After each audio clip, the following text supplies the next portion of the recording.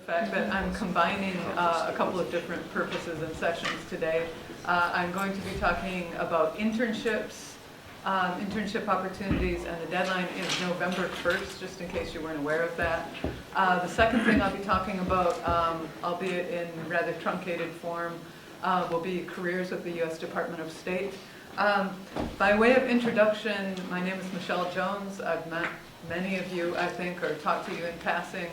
I'm based here at the Ford School. My fancy title is Diplomat in Residence, but I've also been described as a recruiter or a talent scout. Or sometimes I think of myself as kind of a circuit riding preacher because I cover Michigan, Ohio, and Kentucky, all the different colleges and universities in each one of those, and sometimes high schools too. And I talk about what the State Department does. I try to spot individuals who might be good representatives of the United States working abroad. There are 16 different diplomats in residence working around the United States, and so I cover the North Central region. We have other ones based in New York City, in Texas, in Florida, California, Oklahoma, you name it, Chicago, someone is there. But I have the privilege of being back in my home state of Michigan, which is a great place for me to be. Just a few words for those of you who are maybe not all that familiar about the Department of State and what we do, although I'm assuming that if you're at this presentation, you know a little bit about what we do. I've worked for the department for getting close to 14 years now. I've served in, I think, 5, maybe 6 different places overseas. Most recently, I was in Afghanistan, and I was there as a cultural affairs officer for a year. I've also served in, let's go backwards here, Canada. I was a one-officer post in Winnipeg, Canada, for a couple of years. Before that, Trinidad as public affairs officer and press spokesperson, Bangladesh, and Poland. So it's quite a mixed bag of different places all over the world. I've really enjoyed it. When my gig here at University of Michigan is up in 2 years, I'll go somewhere overseas again. So we'll see where that is. It's very exciting. I have no idea yet. So State Department exists to, serve the interests of Americans overseas in terms of things like economic development for U.S. businesses, improving the status of women worldwide, making sure that American citizens living overseas are safe and have somewhere to turn to when there's some sort of problem, a terrorist incident, or some sort of security issue. If you have questions or want to know more, or you just need a general understanding of what state is all about, or you have questions about my career, I'm based here at the Ford School. I'm in room 3216. My email address is there. And you're welcome to, stop by anytime, or probably what's a better plan is email me and make an appointment, because as I said, I cover a big geographical region and I'm on the road a lot of the time. I'm leaving tomorrow for Ohio State and Bowling Green, and the week after that I'm in, I think, Cleveland and Toledo. So if you want to come talk, please do, and we'll do that. Probably the best resource I can direct you to is our careers.state.gov page, and I'm sure many of you have looked at this. If you're here because you're interested in internships, the student programs page describing the U.S. Department of State Student Internship Program, that also is a very useful resource and describes in more detail than I'll have time to go into tonight what the student internships, the unpaid student internships are all about. Before I go any further, can I take a little survey of who's here and why? As I mentioned, for those of you just coming in, I'm actually combining my internship presentation with my Foreign Service Careers presentation in order to save time. The internship deadline is coming up November 1st, and I know lots of you are thinking about the Foreign Service Officer test, so if there are no objections, since we have a couple of guest speakers here to talk about internships, I'll probably do that one first. How many people are here to hear about internships? Okay. How many only about careers? How many about a little bit of both, maybe? Okay. Well, that's good. For those of you who are here only for careers, please be patient. Some of this information might actually be kind of useful because we'll talk about how to research different posts abroad, and if you join the Foreign Service and you bid on your jobs, which is what we do, that's a really good way to start your research. That's what I always do. If I'm bidding on Afghanistan, I'll go to the page and look at it and find out what the major issues are. One thing I wanted to make you aware of, if you go to the careers.state.gov page, can't spell either. Okay. There's a pretty useful spot on here somewhere where you can sign up for Keep Me Informed. Make sure that you do this because they will send you email alerts when, here it is, subscribe to receive email updates. They'll send you some sort of little tickler when things are due or when something opens up for the first time. The one I really wanted to point out is, okay, the Pathways program down at the bottom of the page. I just got information about this today. It is going to open up sometime between November 1st and November 15th, and this is extremely time sensitive. So if you're interested in the Pathways internship, make sure that you look at USA Jobs at the stroke of midnight on November 1st. There's an extremely high demand for these internship positions. They are paid, some of them are for recent graduates, and once they close, there's a very limited number of positions. Once they close, they're gone forever. So if you're interested, get on the website, sign up for the email alert, and make sure that you're online. You're college students, you're probably online at the stroke of midnight on November 1st anyway, right? Unless the Halloween party the night before was too much for you. No. Anyway, so make sure you sign up for that. I would love to see, my region do really well with these internships. All right. There are some things about the Department of State, and now we'll go to the internship program. Okay, just before I let Katie and Megan take over, because they are veterans of the program, and they are going to tell you a little bit about what the internship experience is all about. I'll just tell you a couple of things on how to apply for the internships. How many of you have filled out the application already, submitted it, and you feel pretty happy about it? How many of you plan to submit an internship? And how many of you are not sure, but you might? Okay, okay, good. All right, a few little helpful hints on applying for the internship, and then Katie and Megan can tell you more about the specifics and what their jobs entailed when they were both working overseas and working domestically in Washington, D.C. You are required to apply for the internship through, okay, let me back up.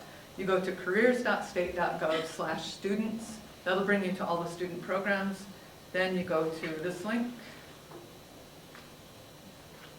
Go to the U.S. Department of State Internship Program Unpaid. Click on the plus sign, and then it tells you a little bit about it. You don't need to sign up to receive email updates unless you're as absent-minded as I am and you need to be prompted on October 31st when it's about to close. Otherwise, I would just urge you to apply for it as soon as humanly possible. You are required to apply to the program through USA Jobs. How many of you are familiar with that site? Okay, yeah, heard a groan out there. It's maybe not the most user-friendly site in the world. I've actually gone on there and filled out applications myself, so I'd have an idea, whether or not it was difficult to use it. It is. My suggestion is don't have distractions around when you're doing the USA Jobs application. Take your time, slow down, read the instructions. It's not intuitive, it's not particularly user-friendly, but you can get through it. Just take your time and allow yourself a lot of time to fill the thing out, because it is time-consuming. It's worth it in the end, but just be patient, because it will come, it will happen. So the program is described there and tells you, what the Department of State is all about and what opportunities exist there. read through the whole thing before you start filling out the application. There's even a place on the site where you can go and look at the questions before you start answering them. And I found that really, really useful, because then you can kind of have the ideas in your mind, or go and gather whatever paperwork you need, your CV. You could have all that stuff there and you're not stressing out that you're gonna get locked out of the session, or you'll lose your connection, or your roommate might boot you off the computer, you know, something will happen. So just, again, give yourself lots of time and assemble all your information beforehand.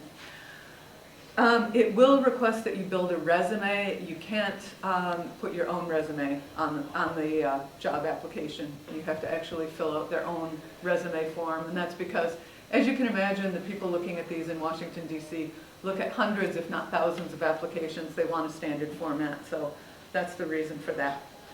They also ask you, and this is where things get slightly bureaucratic. You thought it was bureaucratic before, it gets really bureaucratic now. They ask you when you're filling out the application to identify 2 bureaus for which you would like to work. Okay, make sense? Tell me if I'm explaining this so it makes sense. All right, in the Department of State, there are 2 types of bureaus. One is called a geographic bureau, and there are 6 of these around the world, and Department of State has just carved the world up into 6 different geographical areas. So there's WHA, Western Hemisphere Affairs. That's everything from the Arctic Circle all the way down to, you know, the tip of South America. That's Western Hemisphere. There's EUR, European Affairs, and so on. Okay, that makes sense. If you want to apply to work at an embassy or a mission overseas, you look at a geographic bureau. If you want to work in Washington, D.C., what you want to look at in this fine little booklet is called a functional bureau. What does that mean? Okay. Functional bureau, best way to describe it is it does a job for the embassies and missions overseas. So for example, I'm in public affairs. We have a functional bureau called ECA, Educational and Cultural Affairs, that covers visiting speakers and exchange programs and other cultural kinds of events. So that'll be listed in the booklet under ECA as a functional bureau. Do you guys want to add anything to that?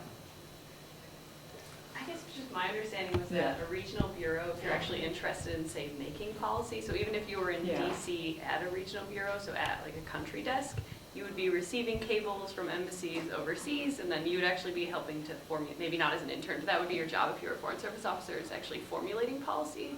Whereas functional bureaus do, I don't know, more of the, not grunt work, but more like backing the that support up. work and the backstop kind of work in Washington, D.C. that enables people overseas to carry out the policy that's made. Yeah, I think that's a good way to describe it. And it's explained in writing. If you are serious about applying, come and see me, and I can sparingly give out one of these booklets, but they are expensive for Uncle Sam to produce, so only if you intend to apply, or maybe you could share it with somebody sitting next to you. You know, I'm all about saving Uncle Sam money so he can pay me more. No, sorry, you should probably cut that out of the video. Anyway, now I'm on record forever. Anyway. So you will need to identify, as you're filling out the application, 2 and only 2 places where you'd like to work. It can be in a geographic bureau somewhere overseas, or it can be a functional bureau in Washington, D.C. About half the internships are overseas and about half are in either D.C., New York, some of the other places where State Department has offices. I'm sorry, so they also mentioned that you should mention these bureaus in your essay that you also supply. Do you have to go down onto even further levels? If there's offices within the bureau, should you mention those offices in the letter? If you're really committed to that particular office, like you've always wanted to work on, help me out here, trafficking in persons or narco trafficking, and that is mentioned as a particular focus of an office, then I think that would be a good idea to mention that. So if I'm not like just dying to work in the Office of International Religious Freedom, but I really want to work in the Bureau of Democracy, Human Rights, and Labor, I should probably just keep it more focused on the bureau as opposed Yes, to the office. I think that's a good idea. Unless you have a really strong commitment to one particular policy aspect. Okay. Yeah. Thank you. Can I add to that? So when you submit your application to the bureau, it goes to the entire bureau. Right. So you might be really interested in like Germany or Spain, but you choose the European Bureau. So all of the offices in Europe will get your application then.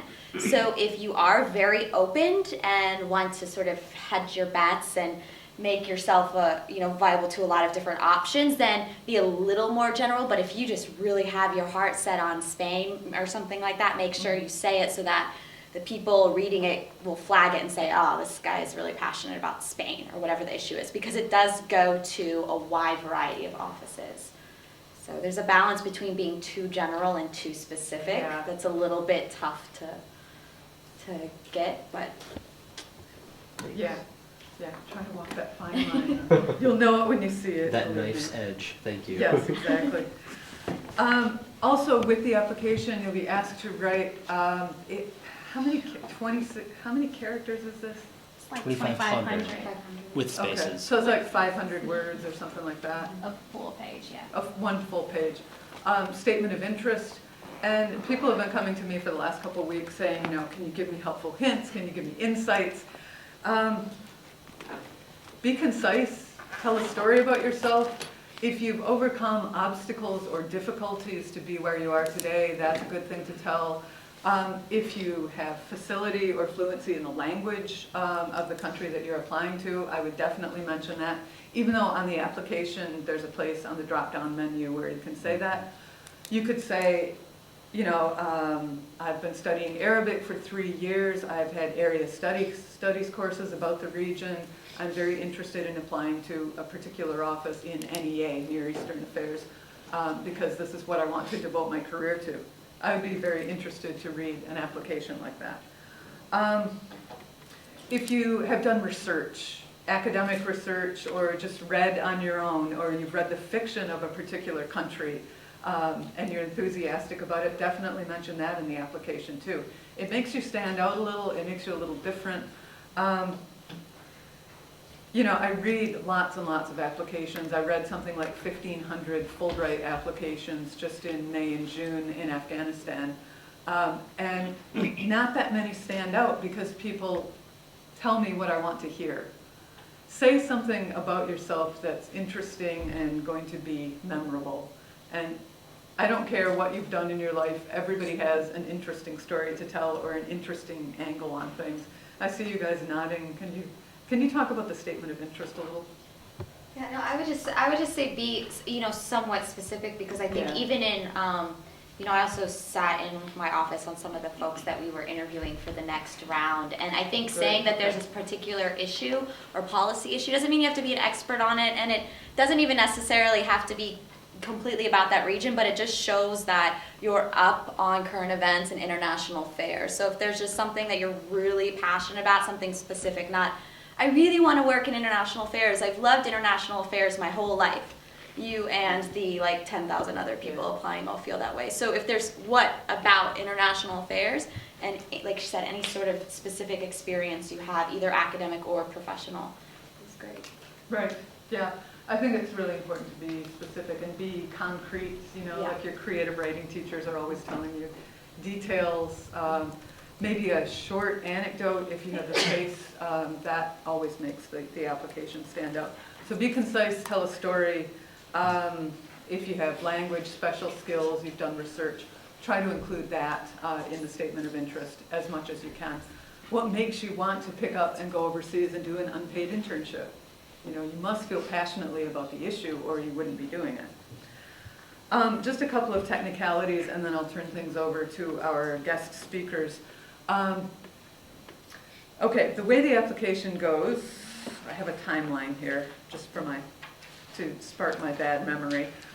The applications close on midnight November 1st. I'd suggest if you can possibly get it in earlier than that, then you won't need to worry about a server crash or anything like that.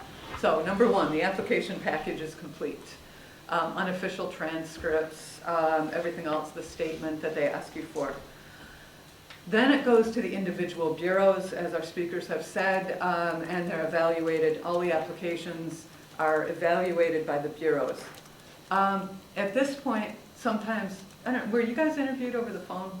Yeah. No? I actually just got an email saying, Yeah. welcome, let's have you. Some Every people are, some office people does aren't. it entirely Right. differently. Yeah, and I had interns when I was working in public affairs overseas. Sometimes I called them, and sometimes what they had on paper was convincing enough that I thought everything would be fine.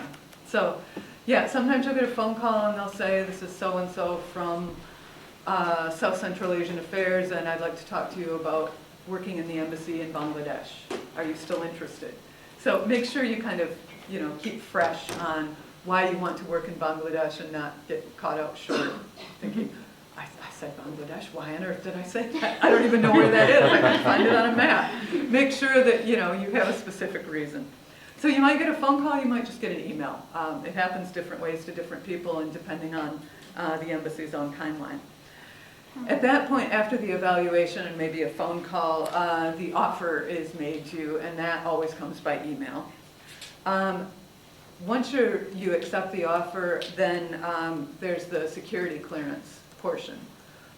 Everybody who works at an embassy overseas or at the U.S. State Department of State needs at least a secret level of security clearance, and depending on the job that you're in, sometimes a top secret clearance. That takes anywhere from 90 to 120 days. You do have to, have a background check. You are liable for a random drug test, just as I am because I work for the government. What else a couple of other things. If you are an immigrant to the United States, fine, no problem. But if you have significant family ties in a particular country overseas, I would suggest not applying specifically to that country, not because of any prejudice or problem, but just because it takes the security clearance process that much longer. So I would say a neighboring country or something else, because you only have 90 days to get this clearance, and if you have lived overseas for a significant amount of time, or there's something in your record that needs clearing up, you're going to run out of time before you can take up your internship. So make it as easy as possible, streamline it. Other things people ask me about the security clearance, the rule of thumb is no recent drug use, which means any illegal drug within the past year of application.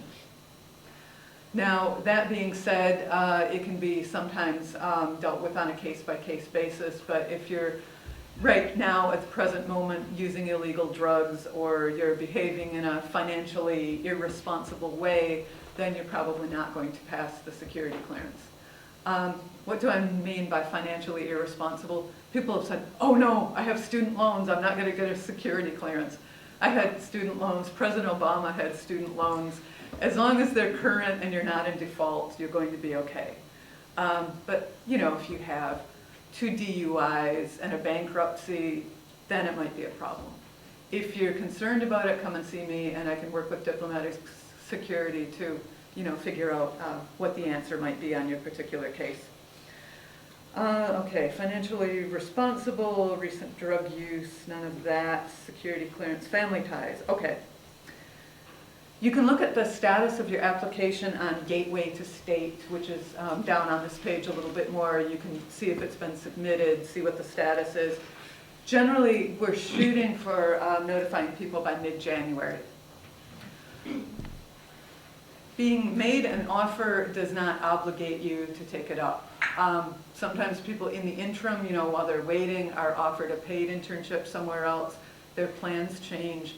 Uncle Sam is not going to come after you with a big stick if you say, no, I'm sorry, I'm not taking up the internship. Just let us know as early as possible that that's their decision. In terms of duty, what you'd be doing, or when you'd be doing the internship, it's 10 weeks, and not every university in the United States starts and stops on the same schedule. So the time frame is starting anywhere from late May to mid-July and ending right around August sometime. If you want to extend and be there longer than 10 weeks, that can be also worked out. Housing, we do not supply housing, nor do we supply airfare or travel expenses, which I know is difficult. We've had interns in the past who have been able to get financial aid through their universities for the travel expenses. Housing overseas, we can sometimes help you out with that. In Western Europe, it's pretty difficult to find housing for interns in the summertime. That and several other reasons are why you might want to consider working at some of the non-Western European embassies. It's fairly easy to find interns housing in AF, the African Bureau, SCA, South Central Asian Affairs, EAP, East Asian Pacific, but Western Europe is always difficult. Housing's tight, it's very, very expensive, and you know, if you have a friend you can stay with or something like that, great, but it's hard for us to supply housing in, you know, London, Paris, Rome. One other thing, as you're choosing where you would like to serve, I went on the Facebook page, my predecessor's Facebook page, and just found some of the comments from interns who were serving in summer 2013. It was really interesting that the ones, I mean, people pretty much across the board had good experiences, but the ones at the smaller embassies kept talking about how much responsibility they had, how they were welcomed as part of the team, how they weren't worried about getting lost on the compound because there were so few people there. And I think it's probably true based on my experience that at the smaller embassies in the you know, non-Western European capital of the world, you'll have probably a better chance for more responsibility and maybe a more interesting experience. That's based on what returning interns have told me. One of them said, one of the first things I'd like to mention is the benefit of working in a smaller embassy overseas. You get to know all your colleagues personally, meet and work with many local employees, and never get lost. And then she went on to talk about being an executive intern in an Eastern European embassy, very small one. Someone else talked about interning at the U.S. mission to the United Nations in the Host Country Affairs Department. We deal with debt issues, the New York City parking program, which for diplomats is a big deal, as you know, there's been all kinds of controversies about that. Legal issues, visas, and work authorizations, to name a few. As an intern, I have the opportunity to attend meetings, draft letters, write diplomatic notes, and be involved with day-to-day workings of the department. This is my favorite bit. Furthermore, I've had the opportunity to go to many United Nations meetings and meet influential individuals such as Ambassador Susan Rice, Bill Clinton, and Angelina Jolie. So, you know, it's not a bad gig, all in all, when you think about it. I think now, I mean, this is kind of free form and very informal. Would you like to have people ask you questions about your experience, or maybe just take 30 seconds and tell us who you are and what you were doing when you were overseas or in DC? Yeah, sounds good. So my name's Katie Collins, and I'm a first year here in the MPP program. So I interned a little while ago. It was 2009, and I was an undergraduate, and I served, it was the Consulate General in Frankfurt. And so I was in the Consular Affairs section, and then within that, American Citizen Services, and then within that, the Federal Benefits Unit. And so my internship was actually a lot different than other of my intern colleagues who were in Frankfurt at the time, because I honestly, my day-to-day stuff was Social Security Administration issues, and so I even had a separate Social Security Administration email account. My day-to-day stuff was very kind of busy work with them, but then I also got to do kind of cool projects and travel with them. I would have not been able to do that if I was just strictly working with State Department. But then my State Department colleagues were very nice, and I got to shadow what they were doing in consular affairs, so immigrant visas, non-immigrant visas.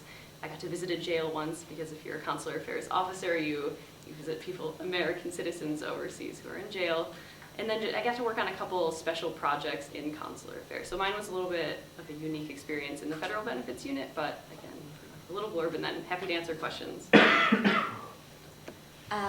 Sorry, because I'm kind of right in people's face. I'll stand up. My name's Megan Lewandowski. I'm second year master's student at the Ford School.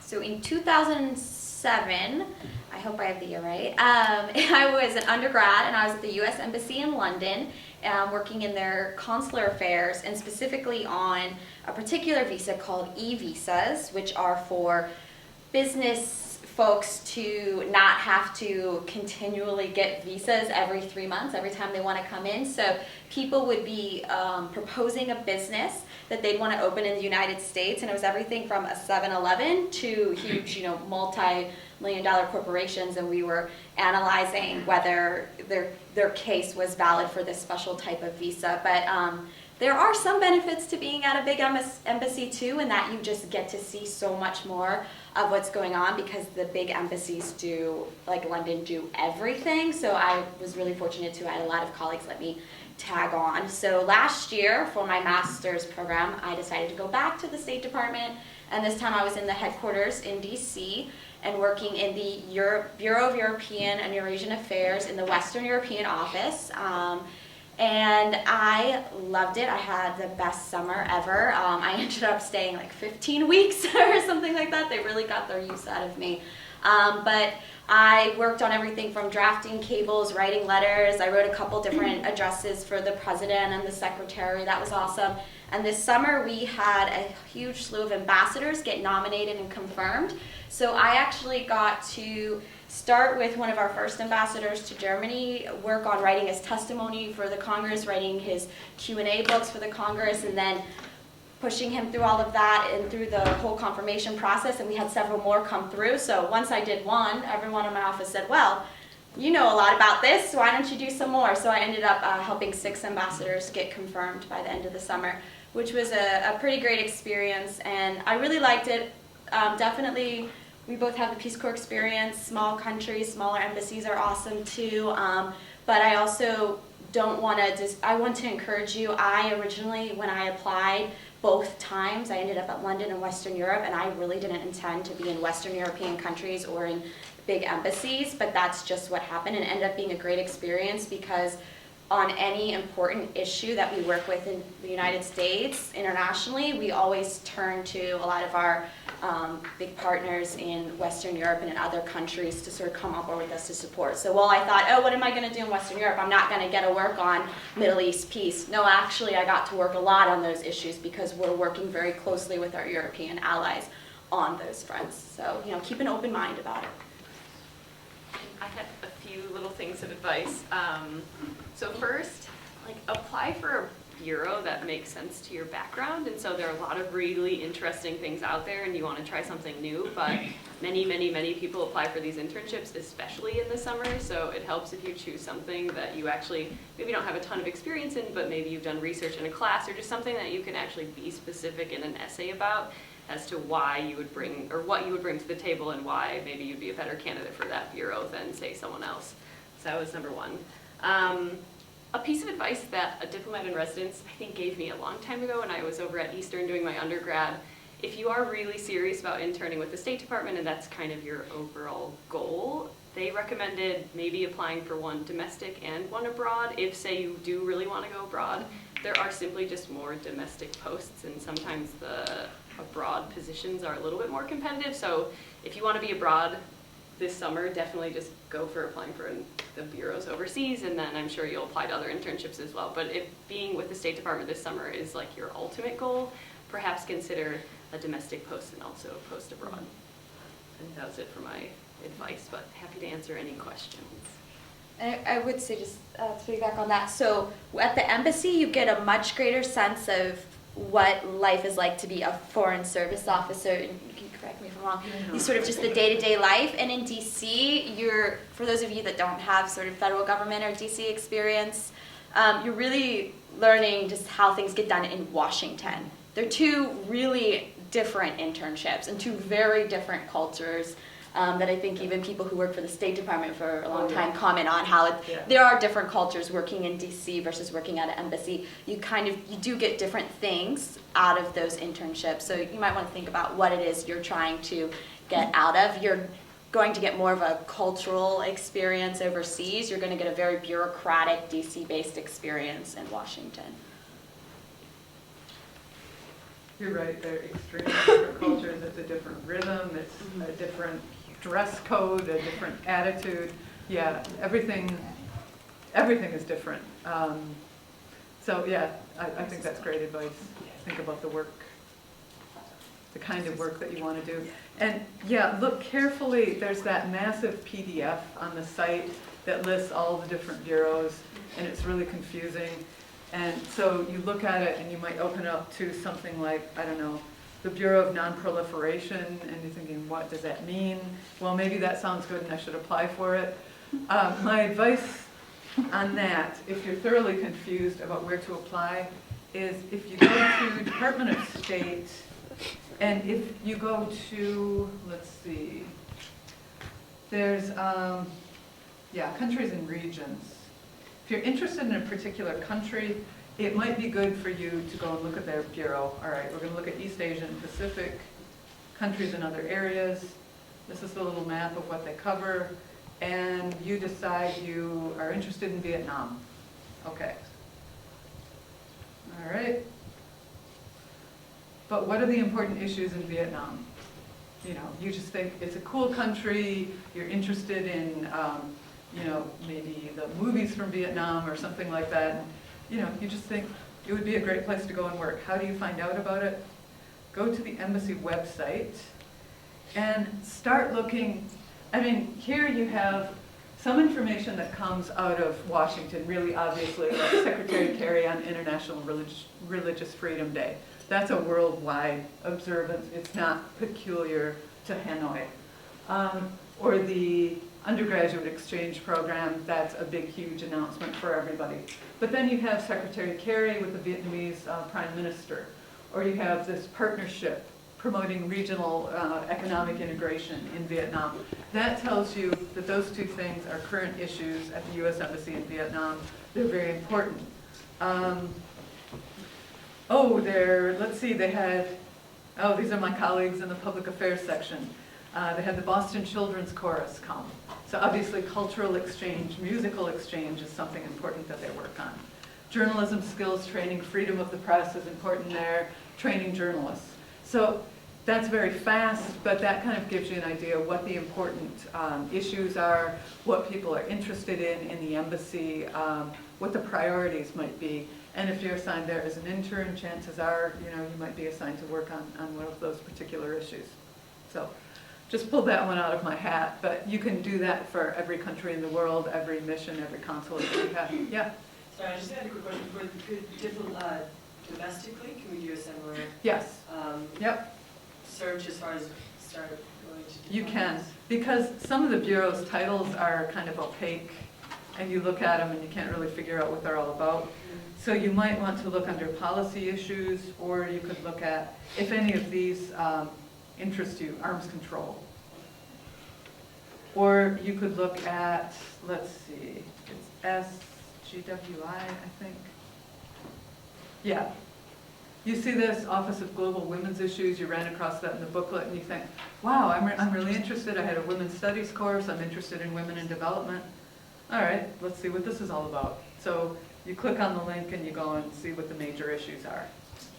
Women's education, we just celebrated International Day of the Girl, marriage equality, International Women's Day, all these things are mentioned. So yeah, you do exactly the same thing.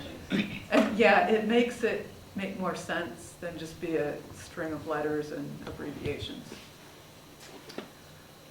Other questions? Yeah? Does electing certain bureaus in your application limit your application being sent to other bureaus? A functional bureau? No. No. A geographic bureau, yes, because there are so many countries within one geographic bureau that it wouldn't make any sense. Functional bureaus, sometimes I've heard of interns, if an internship in their particular chosen area doesn't exist, somebody might contact them and offer them something in a related field. Like for instance, somebody asked me about an internship in the Office of Trafficking in Persons. They're not offering internships in that area this year, so I suggested that this applicant go to DRL, Democracy, Human Rights and Labor, because they also do some work on trafficking and on human rights issues. It's not exactly the same thing, but it's related, and there's a lot of overlap. Is that a question? Yes. Do you know if there's any place on the site where it shows which offices or which bureaus are offering internship positions? It only comes up as, correct me if I'm wrong, as you're applying. If you are searching for, say, JTIP, the Trafficking in Persons Office, you try to click on that and it won't come up. Is that right? There's Yeah. not there's not an open vacancy. There's no announcement. comprehensive list. You just have to go into the application form and see what comes up. But I would say if you're working at either an embassy or a geographical bureau, I mean, it can be very tailored to your experience, and both when you're interviewing with the person, then when you go to set up your internship, like when you get to post, or when I got to DC, they said, what things interest you? And I said, I'm really interested in S&T and environmental policy. So every time something came up in my office dealing with those, whether it was just sitting in on a meeting or actual work, they made sure to, give it to me as well. So because the embassies and the geographical offices and country desks, they work on all of the issues in that country, everything from environmental issues to trafficking in persons to nuclear non-proliferation in between. So if you let your supervisors know what you're interested in, you can be sure to get the most out of your internship. That's why I love State. They're so great about that, making sure that you really get something out of it. Yeah, I mean, I've supervised interns a few times when I've been working overseas, and you don't always have time to work it out before the intern arrives, but we would always sit down on his or her first day in the office. We'd talk about what are you interested in, what are your skills, what's your background. I had one who had done, I'm talking about trafficking in persons, I guess, because this intern had done a lot of research at the academic level on trafficking. He ended up writing a big speech for the ambassador on trafficking in persons in our country, which was a transit point for trafficking from South America. Let's see, I had somebody who was very, very good at social media. So she ended up doing Twitter and redesigning the Facebook page. I had someone else who, I think she was in elementary education and was one of my interns, but she ended up doing outreach presentations to the schools about what life was like in the United States, because, the small children know what they see on television. Seeing a living, breathing American talking to them is something completely different. So that was a big hit, and I think, it built all kinds of bridges between her and the host country being able to do that. So it's, people keep saying, what am I going to do as an intern? A lot of it is really up to you and what you tell your supervisor in those first few days. But people have uniformly been surprised when they come back and tell me how much responsibility they've had. Going to meetings, taking notes, writing, lots and lots of writing. If you're a good writer, it'll show up in your statement of interest and people will be fighting over you. Yeah? Is there any global region that's under-applied to?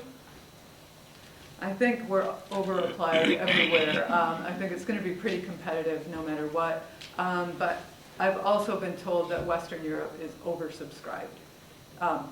Just because people feel more confident going there, I guess, and the languages that tend to be taught in high school and at college are the ones that you can use in Western Europe. And again, if you have language skills, make sure you mention that on the application. Don't just trust to the little drop-down box. Say, I've been studying Mandarin or Arabic or Bangla or whatever the case may be. Are we able to upload our transcripts on the website? Yep. Because they're, okay. Yeah. Okay. Yeah, in fact, we prefer that to faxing because, faxing, it gets separated, it gets lost. Somebody with a similar name ends up with your transcript, your straight A transcript. And, you don't want that. So there's no problem that they're encrypted files or anything? Nope, shouldn't be. No, they have to be unofficial transcript for you to be able to do that. And then if you are offered the internship, then you go to the time, trouble, and expense of sending the official ones. Can I just say that the easiest way is to go to your Wolverine Access, get your unofficial Great idea. transcript, take Yeah. a screenshot, save it as a PDF, and upload it, and you're fine. Just save yourself the trouble with all the encrypted files. It may or may not. Just save as a PDF, and you'll be fine. Yeah, and that's perfectly acceptable. Yeah. In terms of the written portion of the application, is the statement of interest the only thing for that, or is there also a writing sample? No, the statement of interest is it. That's your chance to wow everybody. And I would say too, I mean, you guys have both told me separately that people have been coming to you saying, can you read my statement? it really does help if you have somebody else read it. It doesn't have to be a former intern, but maybe somebody who's a good writer, somebody who can, spot mistakes or infelicities of language, or, somebody who can say to you, honestly, you need a concrete example here. So have somebody else read it over before you turn it in. Other questions? I would really, really encourage you all to apply. I think it's a great opportunity. I've worked with interns almost every tour I've had overseas. I'm still in touch with some of them. Some of them stayed with me, dog sat for me. I've been in touch with them later on. One was actually not from U of M, but from MSU. We're still in touch 5-6 years later. So it's a lot of fun. It's a good experience for everybody. Yeah. So since you applied for the internship kind of a long time before you actually start, can you claim that you have fluency in a language even if you still have kind of 1.5 more semesters to go before you actually gain fluency in that language? Well, you're asked to self-assess and to describe, do you have elementary proficiency, limited working proficiency? I would say probably err on the side of most people overestimate their fluency. I've been guilty of that in job applications and in bidding. Oh yeah, Spanish, it's great. But when I had it in high school and I can read it pretty well but not understand it when it's spoken. So I think just make your best estimate. People have asked me, do I need to be fluent in the language in order to apply? No, you don't need any experience in the language, but I would say if you have even a little bit, mention it. It shows that you're interested in that country. Yeah? Do you have to have 60 credits by the time you apply or by the time that you would be going? The time you take up the internship. Okay, and then is it just university credits or do you high school transfer, like AP credits and like? Think whatever is on your transcript as college credit counts. So, yeah. That's a new one. I've heard lots of questions, but not that one. But yes, as long as it's on your transcript, it'll be okay as a transcript. Can I give a USA Jobs tip Oh, as someone who's applied to a lot? So, you don't want to overdo it, but you have more space on the USA Jobs resume than you do on a typical resume. So while on your normal resume, you're told put it to 1 page, make it really concise. If you have some extra experience that's relevant to the State Department, but it doesn't fit on your normal 1-page resume, you're limited by characters, but on the USA Jobs, but not by items that you're allowed to put in. So if it's relevant, put it in. Don't just be copying and pasting what is in your 1-page resume for that job. Really tailor it and add in those details if it's going to help you. very good suggestion. Yeah. Because we want, when all's said and done, we want a complete picture of the individual that we're going to be employing for 10 weeks or maybe a little bit more, and maybe repeated times based on the experience of both of you. So, yeah, just let us know who you are. Yeah. Just another quick question, you might have covered it earlier, I didn't.